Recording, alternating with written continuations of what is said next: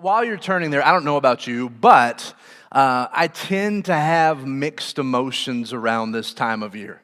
There's a lot to be excited about and thankful for this time of year. As many of you are thinking about the next week, there's going to be time away from work. There's going to be time with friends and family. I know it's not the reason for the season, but presents are fun, and so that's going to be a fun part of the next week. And as you just think about, all of the good things that we've got coming, parties and time away and time to focus on the things that are most important, this really is just an enjoyable time of year. But there's this other aspect to this time of year where this time of year, not to bring us down too much this close to Christmas, can be kind of a disappointing kind of time of the year. And the reason, I guess, for me personally, it starts to feel a little disappointing is as we get closer to the start of a new year, I begin to think about all that I had told myself was going to be different this year as compared to last year, and how much really didn't change. And you begin to think about, or maybe this is just me, the goals I said that I was going to accomplish, the new habits that I was going to get put in place, that 2019 was going to be different than any of the years before it. And as we creep closer to January 1st, you're kind of struck with this reality that maybe some things did change, maybe things look a little different, but for a lot of us, this grand, large-scale change that we believed was going to happen in our lives just didn't play out the way that we thought it would. And so we're making plans for 2020. We're making plans for this year to be different. But a lot of us have been through this cycle so much, we know that maybe we'll put these changes in place for next year and they'll last a couple days, they'll last a couple weeks. We'll put a lot of effort into making next year different than this year, and we've already got some things in mind that we want to change, but we know because we've been through this before, it's really hard to make those changes stick. And maybe you're even thinking, for years I've been trying to change, and I just can't seem to make it happen. And maybe you're wondering, what does this have to do with the birth of Jesus? What does this have to do with Christmas? And as we get into John 1:14-18 this morning, here's what we find, because it actually ties in really well with one of the major implications of the birth of Jesus. As we talked about last week, because Jesus was born, we have the best picture of God we'll see this side of heaven, that John repeated over and over again in John chapter 1. When you see Jesus, you've seen God, that Jesus is the best representation of God that we're going to have on this earth. And as we're going to see this morning, here's what John teases out in verses 14-18. You might never be who you want to be. As you think about change, as you think about next year being different, I can't promise you that you'll ever become the person you want to become in your head. But one of the things we're going to see through this text and some other things that John has written is, because Jesus came to earth, you can be who God created you to be. Okay? You might not be able to become who you want to be in your head, but because of the birth of Jesus, it is possible for the people of God to become who God created them to be. And that's what we're going to look at this morning. Now, it's going to feel like I set up the sermon to talk about this. I forgot about it for a little bit, but we are going to get back to it. But there's some pretty important theology we got to do here in this middle section real quick. So John chapter 1, verse 14, and John begins to, again, tease out the significance of the birth of Jesus again. And the Word became flesh and dwelt among us. And we've seen His glory, glory as of the only Son from the Father, full of grace and truth. Now, we're familiar with that passage. We've heard John chapter 1 a lot, but here's the thing. For someone originally reading the Gospel of John, to hear what John just said, the Word became flesh and dwelt among us. Alarm bells are going off in their head. Not bad ones. Good. There's good alarms, right? Good alarms are going off in their head, okay? Because they're seeing John say something incredibly important here. That John tells us, not only did Jesus come to earth, but He dwelt with us. And the reason that this is so important is because in a lot of ways, the story of the Bible is this. How can a holy God dwell with sinful human beings? Very first chapters of the Bible, what do we find? God with humans. Adam and Eve are in the garden, and God is with them. And the highlight of the first couple chapters of Genesis are what? God and human beings dwelling together. And then sin enters the world, and we're separated from God. And we rightly deserve the judgment of God, and so there's this distance between us and God. But in the grace of God, over the course of the Old Testament, what does God do? He puts in place places and practices where sinful humanity can be in relationship with Him again. And so He gives us people the tabernacle. And he says, after he leads Israel out of Egypt, there's this place of worship you're going to build, and here's how to build it, and here's how to set it up, and I'll meet with you in this specific place, and I'll dwell with you there. And we see this in particular in Exodus chapter 25, verses 8 and 9.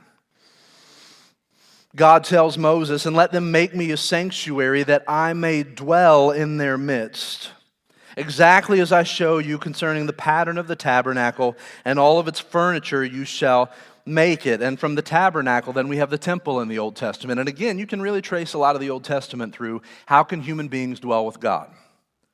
And the reason I think what John writes here would have been so significant to the people of God who read John chapter 1, who are trying to understand who Jesus is that prior to the coming of Jesus, God dwelt with his people in specific places. And what John's saying in John chapter 1 is now the people of God dwell with God through a particular person. That God used to dwell with his people in the tabernacle, he used to dwell with his people in the temple, but now he dwells with us through the person of Jesus. That where we meet God has changed because of the birth of Jesus. But there's even a stronger connection between this idea, in case you think that feels strained a little bit, that when the people would go to the tabernacle, there would be these times when God would physically show up to his people, and they'd have a real presence of God in front of them. And one of the ways that that's described throughout the Old Testament is that the glory of God would come and it would fill the tabernacle, it would fill the temple, and the people of God would have this real, tangible experience of the presence of God. A little later in Exodus chapter 40, verses 34 and 35. Then the cloud covered the tent of meeting, and the glory of the Lord filled the tabernacle. And Moses was not able to enter the tent of meeting because the cloud settled on it, and the glory of the Lord filled the tabernacle. Now again, what are we talking about here? When we talk about the glory of God in the Old Testament, it is this visible manifestation of God. And you see what happens in Exodus. When the glory of God shows up, the people are kept at a distance. Why? Again, a holy God can't be with sinful human beings. And yet, as John is thinking through all this, as he's thinking of who Jesus is and what he's done, look at the two ideas that he's just tied together in John chapter 1. The Word became flesh and dwelt among us, and we've seen his glory. And what John is doing is saying God has not changed the rules, but God has decided to meet with people in a new way through the coming of Jesus. That it used to be in a specific place, and when the glory of God filled the temple, the people encountered God. But now, because Jesus has come, God dwells with us through a particular person, and he, that person, is the one displaying the glory of God. He's the manifestation of God. He's the one showing us who God is and what he's like. And so maybe one of the questions to ask is, how does Jesus reveal God to us? When did the people of Jesus' day see the glory of God through Jesus? And John does talk about this a couple times in his gospel. One of the instances he talks about is that when Jesus performs miracles, people encounter God. And they see this incredible power of God at work in the miracles of Jesus. Jesus' first miracle in John is he goes to a wedding, they run out of wine, and so he turns water into wine so that they'll have more. And in John chapter 2, verse 11, after he does that, John writes, "Then the first of his signs Jesus did at Cana in Galilee, and manifested his glory, and his disciples believed in him." And so what John is showing us throughout the gospel is this, is that Jesus is constantly revealing to us who God is and what he's like. And if you pay attention to what Jesus does and who he is and what he says, you're encountering God, you're seeing God, you're understanding God in a deeper way. But there's one thing in particular Jesus does to clearly show us, to give us the clearest picture of what God is like that he could give us. And it wasn't the miracles that he performed, and it wasn't these incredible signs that Jesus gave us, but rather a little later in John's gospel, as we kind of trace through the gospel here, we read these words, John 12, verse 23, "And Jesus answered them, 'The hour has come for the Son of Man,'" who's Jesus, "'to be glorified.'" Skip down to verse 27. "Now is my soul troubled. What shall I say? Father, save me from this hour. But for this purpose I've come to this hour. Father, glorify your name." Then a voice came from heaven, "I have glorified it and will glorify it again." Then the crowd that stood there and heard it said that it had thundered. Others said an angel spoke to him. But Jesus answered, "This voice has come for your sake, not mine. Now is the judgment of the world. Now will the ruler of this world be cast out. And when I am lifted up from the earth, I will draw all people to myself." He said this to show by what kind of death he was going to die. Now, Jesus makes a pretty startling claim here. If you were God and you were going to come to earth and you were going to prove to people you were God, what would you do? Okay. My guess is, for most of us, it would be some impressive display of power. That we would want to do some sign, something so big, so great, so wonderful, that people couldn't miss who we were. That we would make it such an obvious sign that people would know who we were and the power that we had. And yet the incredible thing that John begins to describe here is this, is that if you want to look, not only does Jesus reveal to us who God is, but there's a specific moment in the life of Jesus that most specifically reveals to us who God is. And as Jesus shows us this in John 12, what he begins to point to is this reality that it's when Jesus is lifted up on a cross that the glory of God is most clearly seen. And what Jesus is telling his disciples is this: they are about to encounter the clearest picture of God they will have in this earth, this side of heaven, as they look at Jesus on the cross. And there's something about Jesus on the cross, dying in our place for our sin, that reveals to us the heart of God and the character of God in a way that nothing else in Scripture does, that nothing else in history has. And the question becomes, well, why did God choose to reveal himself this way? And John gets at this in verse 16 as we go back to John 1, that the reason not only the birth of Jesus was significant, but the death of Jesus was significant, is because from both those things, as John writes here, for from his fullness we've all received grace upon grace. That again, it's on the cross that we receive what John describes here as one translator described it this way: overwhelming grace, inexhaustible grace. That one of the images that I found was someone talked about when you're trying to understand what John is talking about here, grace upon grace, is imagine standing on the shoreline of the ocean and seeing the waves come in constantly over and over without end. And it's this idea that John's getting at here when he talks about the grace that we've received from God, is it just keeps coming, grace after grace, day after day, month after month, and it just over and over and over again throughout our lives for the follower of Jesus. They're receiving and experiencing this grace of God. And the question is, well, what kind of grace have we received from God? Well, at one level, it's the grace to heal our broken relationship with God. Again, if part of the big storyline of the Bible is, how can God get, in relationship with human beings again? Then it's what Jesus has done that helps bridge that gap. John writes at the end of his gospel, one of the things that's helpful about John is he gets to the end of his gospel and then he just sums it up with, this is why I wrote down what Jesus did. John chapter 20, verses 30 to 31. Now Jesus did many other signs in the presence of his disciples, which are not written in this book, which you kind of wish he had taken the time to do that, but we don't know. But these are written so that you may believe that Jesus is the Christ, the Son of God, and that by believing you may have life in his name. And John just said, this is why I wrote this, so that you would believe that Jesus is the Messiah, that you would believe that Jesus is the Son of God. And if you will believe that Jesus is the Son of God, what's the promise? You will have life. You will have grace upon grace. And specifically, it's that faith that we have in the death and resurrection of Jesus that supplies that grace that John is describing here. Up front, we talked about this. Again, the story of the Bible. We're separated from God. How do we get back into relationship with God? And as you begin to read through the Gospels, what you discover is it's the work of Jesus on our behalf that brings us back to God. We don't get back to God on our own. Our fundamental problem is we can't climb our way to God, and we need Jesus to do for us what we couldn't do for ourselves. And we begin to see why Jesus coming to earth was significant, because he was coming on a mission. He was coming to do some things for us that we could not do on our own. For example, he was coming to deal with the punishment that we deserve for our sin. Again, we separated ourselves from God. We're rightly under the judgment of God. Paul tells us in Romans 1 that we deserve judgment from God, and yet Jesus comes, and as he says back in John 12, when I'm lifted up, I'll draw men to myself. Why? Because when Jesus is lifted up on the cross, he's taking the punishment you and I deserve. To put it in Christmas terms, we're deserving of a lump of coal, and Jesus gets coal for Christmas for us.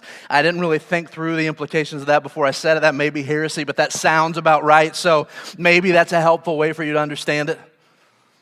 that Jesus takes what we deserve, but he doesn't just take what we deserve on himself, the judgment of God as our substitute, but he also gives to us something we could never earn on our own, that he deals with our imperfection. He deals with our rebellion against God, that throughout the Gospels we're shown this incredible truth that Jesus lives a perfect, sinless life the entire time he's here on this earth. One of the places that Jesus stresses this, John chapter 6, verse 38, I've come from heaven not to do my own will, but the will of him who sent me. And if all of us could just live that out every minute of our lives, we wouldn't have needed Jesus. But as most of us are aware, a phrase like that, I've come not to do what I want to do, but what God wants me to do, we'd be honest and say, that's not exactly how I've lived most of my life.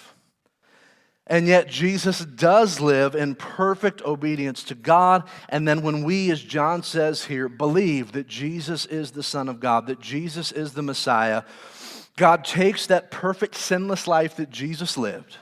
This is the best gift you're going to get all week.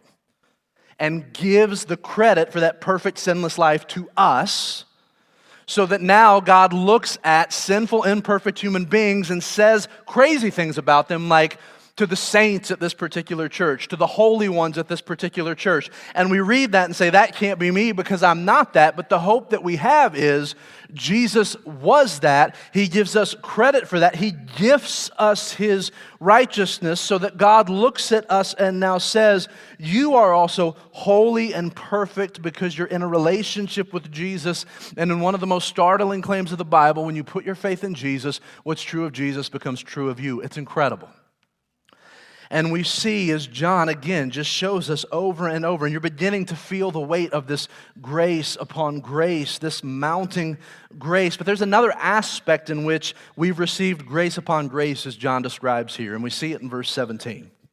This feels like it doesn't really belong here, but there's a reason that John says this here. For the law was given through Moses, but grace and truth came through Jesus Christ. Now, one of the things John's been stressing, if you've been paying attention in John 1, is this, that before Jesus came, this is how God dealt with people, and now that Jesus has come, this is how God deals with people. And he's showing us over, God used to meet with you in the tabernacle. Now he meets with you through Jesus. God used to reveal himself in a cloud at the tabernacle. Now he reveals himself through Jesus. And one of the ways that John is stressing this again is the people of God in the Old Testament were given grace. They were given the law to show them how God wanted them to live. They were given places to worship so that they could meet with God. They were given sacrifices so they could be made right with God. And yet all of those graces that they were given couldn't fully deal with the problem they had, the separation with God that they had. And John reminds us and shows us that the grace that we have now through what Jesus has done is better than the grace that was given before. And Scripture again tells us the people of God in the OT were ultimately saved by their faith in what God would do, but we've seen what he's done. We know what he's done. As John will write in his letters, we've talked to what God has done, and we've touched it, and we've seen it with our eyes, and we've received more grace than any others have received, and it's this incredible thing. Now, this is the point where you begin to wonder, why did you start this sermon talking about changing in the new year, and then you've been talking about all this stuff for 10, 15 minutes? Because as we get to verse 18, we get to the final aspect of this grace that John is talking about here. And this is where we begin to learn the power for change, the power for transformation, and how we don't usually connect these two things. The birth of Jesus makes it possible for us to become who God created us to be. Verse 18. No one's ever seen God, the only God who's at the Father's side.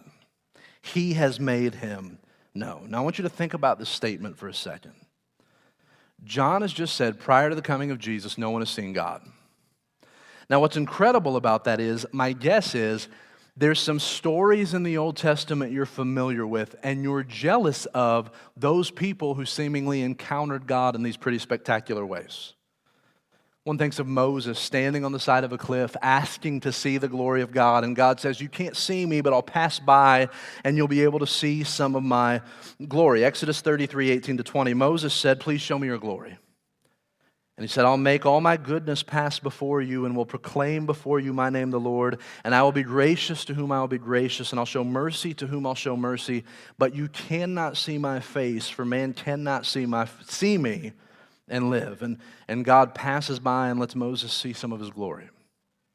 Or Isaiah chapter 6, when Isaiah's in the temple and God shows up, and Isaiah has this incredible vision of God, and we see pictures like this, scenes like this, moments like this, and I know I've thought this before when I'm reading my Bible. I wish God would show up to me that way.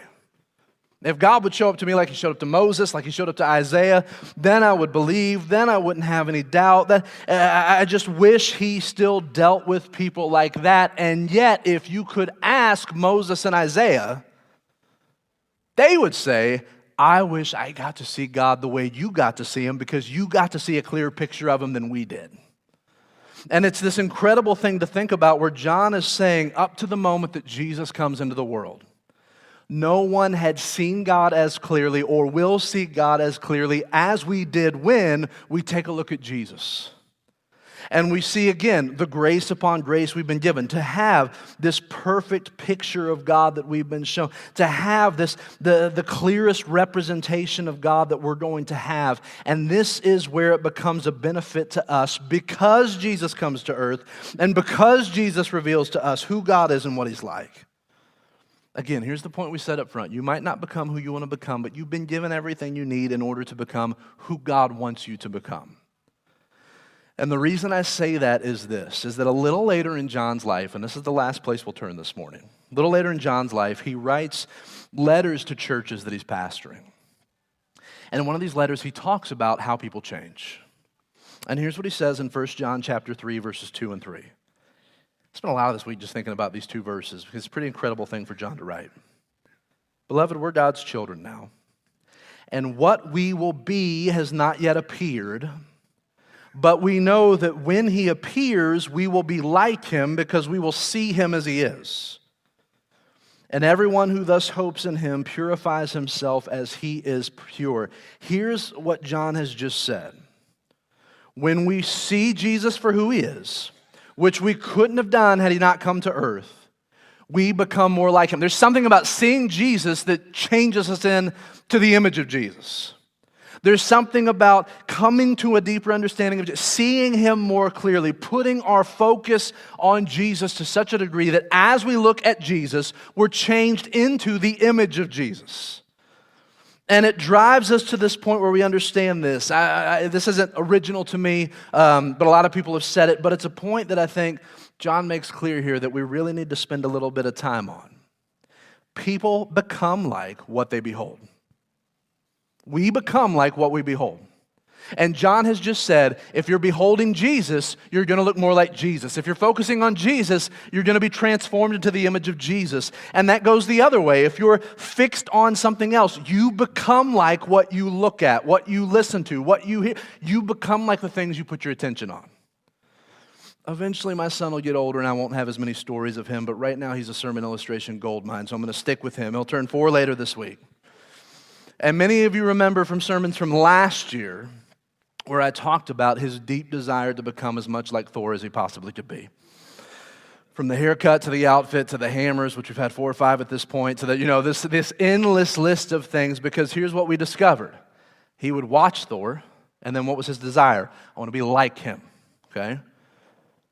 His attention shifted last week, and for me personally, it's the greatest thing that's ever happened. Because as a father, fathers have 2 or 3 dreams. I want them to love Jesus. I want them to my kids to grow up to be good, spouses, like those kinds of goals. The important one, for me at least, I love if my kids loved Rocky as much as I do, okay? Some of you are young enough, you have no idea what I'm talking about. You have a Christmas break project. We only have church next week, so you've got some movies to watch, okay? But here's what happened this week. Somehow, it was a YouTube video or something. He fell in love with the song Eye of the Tiger, and he had no frame of reference for where it was from. And so he would just walk around the house listening to the song over and over and over and over and over. And eventually I told him, that's from a movie. He said, what are you talking about? So he sat down. And I just pulled up on YouTube. You can find a block of all the fight scenes from Rocky set to that song. And he was mesmerized. And what quickly happened was, that's what he began to watch. And that's what he began to listen to the point where, don't tell him, he's not in the room right now, so I can say this. Most of his Christmas presents are around that right now. pair of American flag boxing trunks like Rocky wore in Rocky IV when he ended the Cold War by himself. He's going to have those, and his gloves, and this, all of this stuff. And the other day he runs in the room and he's got it on TV and he's got his little boxing gloves on and he's yelling at me to take his shirt off because Rocky's shirt's off, and then he runs back in and says, one of the weirdest questions I've been asked, can you make me sweaty like Rocky? And I was like, that's not really on me to do, and so here's some things you can do to try and make that happen. And he is just all about it right now, okay? And I just see this play out so perfectly in him. He becomes like what he looks at. And it just transforms him, what he's watching in that moment. And what John is driving home for us as he talks about the coming of Jesus is this: if your focus is on Jesus, you'll become more like him. And the secret for Christian growth, for spiritual transformation is this. And it sounds too loose, it sounds impractical, it sounds like progress that's going to be hard to track, but it's this. The more you look at Jesus, the more you make Jesus central, it will transform you as your focus stays on him. And the flip side of that is, if your main focus is on something else, you'll become more like that thing. In an article by the same name, We Become What We Behold, Bob Thune is a pastor in Nebraska, and our network writes that when we worship false gods, which is what we're talking about, what we're focused on is the thing that we worship. But he says when we worship false gods, we become like them. When we worship money, it makes us greedy and stingy. When we worship power, it makes us harsh and demanding. When we worship approval, it makes us anxious and fearful. When we worship success, it makes us busy and restless. He goes on to write, the more we avert our gaze from the true God and chase these idols, the more ungodly we become. Do you see this in your own life? What gods do you find yourself chasing? How do you find yourself becoming like them instead of Christ? And on the other side of that, John reminds us, if our focus is on Jesus, we will become more like him. And so Christmas is this reminder, Jesus coming to earth, Jesus entering our space, Jesus showing us the best picture we're going to have of what God is like, that this is a time we can slow down and ask the question, what is my focus on? And that maybe the reason I'm not where I want to be in my relationship with God yet, maybe the reason I haven't been transformed into the image of Jesus yet, or I don't see spiritual growth, or it feels like worship is cold, or there's all these different things that we can do to try and bring about this spiritual change that we want. And John reminds us it's much more simple than we want to make it out to be. If your focus is on Jesus, you'll become more like Jesus. And so we spend time in Scripture, we spend time in worship, we spend time meditating, we spend time worshiping Jesus and serving Jesus. And it might not always feel like you're on the right path. It might not always feel like your desires are matching up with your effort. But again, as John reminds us here in this letter, eventually we're going to see Jesus for who he is and we'll be completely transformed. But in the here and now, the birth of Jesus reminds us that Jesus wants to be known, that Jesus wants to show us who he is. And if we're willing now, as we have some time and some space, to reprioritize things, to reorganize patterns of life, to make Jesus a more central part of who we are and what we're becoming. If we will focus on Jesus, we can leave the transformation to God, because when our focus is there, that change will happen by the grace of God, and it's this grace upon grace that we continue to receive. I'm going to pray and we'll sing. Father, thank you for this morning and our time together.